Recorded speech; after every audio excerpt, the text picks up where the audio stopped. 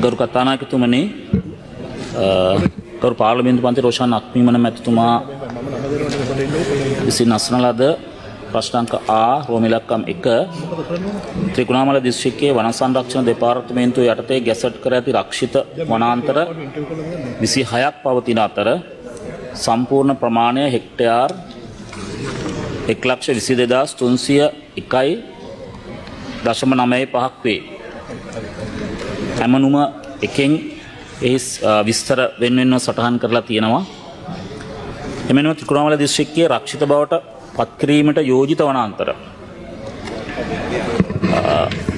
තියෙනවා 78ක් වනස්පති වැඩසටහන යටතේ රක්ෂිත බවට පත් කරන යෝජිත වනාන්තර 78ක් තියෙනවා. එහි සම්පූර්ණ ප්‍රමාණය හෙක්ටයාර් 30,893.5ක් වෙනවා.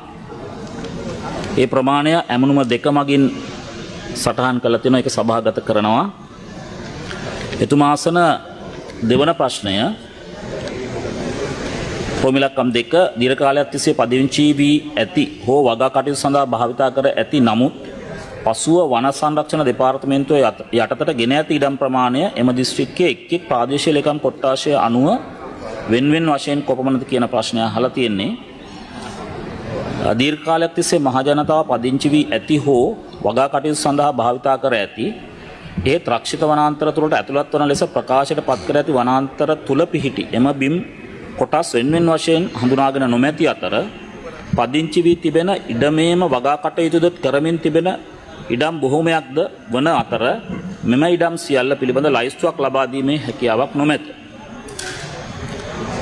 රෝමිලක්කම් 3 ඉරසර වනාන්තර කළමනාකරණය තුළින් ඉඩම් ගැටලු නිරාකරණය කිරීම යන වැඩසටහන යටතේ දීර්ඝ කාලයක් තිස්සේ මහ ජනතාව පදිංචි වී ඇති හෝ වගා කටයුතු සඳහා භාවිතා කර ඇති ඒත් රක්ෂිත වනාන්තර තුලට ඇතුළත් වන ලෙස ප්‍රකාශයට පත් කර ඇති වනාන්තර තුල පිහිටි එම බිම් කොටස් හඳුනාගෙන ඉදිරියේදී නිදහස් කිරීමට අන්තර් අමාත්‍යාංශ කමිටු නිර්දේශ කරන ලද ඉඩම් ප්‍රමාණය හෙක්ටයාර 24,250.14ක් එක් ප්‍රාදේශීය ලේකම් කොට්ටාශ අනුව එම ප්‍රමාණය පදවි ශ්‍රීපුර ඉඩම් කොටස් 6යි හෙක්ටයාර 27.74යි කුච්චවේලි ඉඩම් කොටස් 15යි හෙක්ටයාර 238.66යි බෝමරන් කඩවල ඉඩම් කොටස් 27යි හෙක්ටයාර 1527.66යි මොරවැව ඉඩම් කොටස් 19යි හෙක්ටයාර 3737.52යි හින්නියා ඉඩම් කොටස් 9යි හෙක්ටයාර 2612.06යි ටවුන් ඇන්ඩ් ග්‍රැවට්ස් ඉඩම් කොටස් 3යි හෙක්ටයාර 614.68යි මූතුරු ඉඩම් කොටස් 6යි හෙක්ටයාර 12.37යි තඹලගමුව ඉඩම් කොටස් 2යි හෙක්ටයාර 1508.74යි සේරවිල ඉඩම් කොටස් 4යි හෙක්ටයාර 2258යි කන්තරලේ ඉඩම් කොටස් 9යි හෙක්ටයාර 11712.71යි. ප්‍රශ්න අංක ආ රෝමිලක්කම් 4 2024 වසරේ සිට මේ දක්වා ත්‍රිකුණාමල දිස්ත්‍රික්කයේ කිලෝමීටර් 471.54ක ප්‍රමාණයක දිගකින් යුත් විදුලි වැටවල ඉදි කර ඇත අලිමිනිස් ගැටුම් නිරාකරණය කිරීම සඳහා එමෙන්ම මෙම දිස්ත්‍රික්කය තුළ 2025 වර්ෂය සඳහා කිලෝමීටර් 41.1ක දිගින් යුත් විදුලි වැට ඉදිකිරීමට අවශ්‍ය අනුමැතිය ලබා දී ඇති අතර එම විදුලි වැට ඉදිකිරීම සඳහා ප්‍රතිපාදන නිදහස් කරමින් පවතී. මෙසේ ඉදිකරන ලද විදුලි වැටවල නඩත්තුව සඳහා සිවිල් ආරක්ෂක දෙපාර්තමේන්තු බටයින් 299ක් හා බහුකාර්ය සංවර්ධන සහායකයන් 175ක් මගින් නඩත්තු කටයුතු සිදු කරගෙන යනු ලබයි. වනාලි මිනිස් ගැටුම් වැළැක්වීම සඳහා ජාතික විදුලි වැට ස්ථාපිත කිරීමේ දීප ව්‍යාප්ත වැඩසටහන යටතේ ත්‍රිකුණාමල දිස්ත්‍රික්කය තුල වනාලි ජනාවාස වලට හා ගොඩබිම් වලට ඇතුල්වීම වැළැක්වීම සඳහා දැනට පවත්නා විදුලි වැට පද්ධතිය දීර්ඝ කිරීමට සැලසුම් කර ඇත. ගම්වදින වලාලි පනවා හැරීම සඳහා වනජීව නිලධාරීන් අවස්ථානුකූලව කටයුතු කරයි. හානිදායක වශයෙන් හඳුනාගත් වනාලි අල්ලා ඉවත් කිරීම සිදු කරනු ලබයි.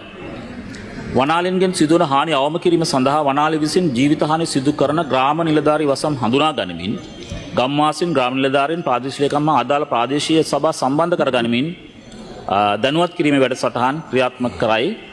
සෑම මාසකම දිස්ත්‍රික්කය තුළ සිදුවන වනාලි පාලන කටයුතු වෙනින් අලිවැඩි ලබා දීම සිදු කරනු ලබයි. වනාලි විසින් සිදු කරන ජීවිත හානි, දේපල හානි සඳහා වන්දි ගෙවීම සිදු කරනු ලබයි. ප්‍රශ්නාංක ආ අදාළ නොවේ. පළවෙනි අතුරු ප්‍රශ්නය අහනවා. ගරු අමාත්‍යතුමනි, දිස්ත්‍රික්කයේ විශේෂයෙන්ම ඔය කාලයක් තිස්සේ යුද්ධයෙන් පස්සේ යුද්ධය නිසා අතහැරලා දාපු ඉඩම් තමයි ගොඩක් ඉදිරියට වෙලාවට මේ විදිහට වන සංරක්ෂණ දෙපාර්තමේන්තුවට තියෙන්නේ. ඒකට මේවා නිදහස් කිරීමට අදාළ යෝජනා සලකා බැලීමට අමාත්‍යාංශය විසින් අන්තර් අමාත්‍යාංශ කමිටුවක් පත් කරලා අපි දිස්ත්‍රික් මට්ටමින් ඒ යෝජිත ඉඩම් හඳුනාගෙන ඒ වාර්තා සකස් කරලා මේනකොට අමාත්‍යාංශය වෙත එවලා තියෙනවා. ඒ නිසා අපිට දැනගන්න පුළුවන් නම් මේ අන්තර් අමාත්‍යාංශ කමිටුවට අදාළව දැනට පවතින වර්තමාන තත්ත්වය කුමක්ද? ඒ ඉඩම් නිදහස් කිරීම හෝ නොකිරීම සම්බන්ධ ක්‍රියාවලිය කොපමණ කාල රාමුවක් තුළ අපි අවසන් කරන්න බලාපොරොත්තු වෙනවද කියන එක මම ගරු අමාත්‍යතුමාගෙන් දැනගන්න කැමතියි. ගරු මන්ත්‍රීතුමනි, ඒ අන්තර් අමාත්‍යාංශ කමිටුවේ වැඩ කටයුතු මේ වන විට අවසන් වෙමින් තියෙනවා. තව දිස්ත්‍රික්කයක හෝ දෙකක පමණයි තොරතුරු අපට ලබා ගැනීමට තියෙන්නේ. ඒ තොරතුරු ලැබුණු වහාම අපි මෙම කමිටු වාර්තාව අපි ඉදිරිපත් කරලා ඉන් පස්සේ අපට පුළුවන් මේ ඉඩම් නිදහස් කර ගැනීම සිදු කරන්න. ඒ සඳහා නිශ්චිත දිල කාලවකවානු මේ මොහොතේදී ඉදිරිපත් කිරීමේ ගැටලුවක් තියෙනවා. නමුත් හැකියක්මනින් අපි ඒ වාර්තාව ඉදිරිපත් කළා ඒ ඉඩම් නිදහස් කර ගැනීම සඳහා කටයුතු කරන්න මැදිහත් වෙනවා. මගේ දෙවන අතුරු ප්‍රශ්නය கந்தசாமி பிரபு மந்திரிතුමාට ලබා දෙනවා. ගරු கந்தசாமி பிரபு மந்திரிතුமா. கௌரவ அமைச்சர் அவர்களே, எமது மாவட்டத்திலும் வன பரிபாலன திணைக்களத்துக்கு சொந்தமான பல காணிகள், அதே நேரம் மக்களுக்கு சொந்தமான இடத்துக்கும் இடையேயான ஒரு பிணக்கு ஒன்று இடம்பெற்று கொண்டிருக்கின்றது.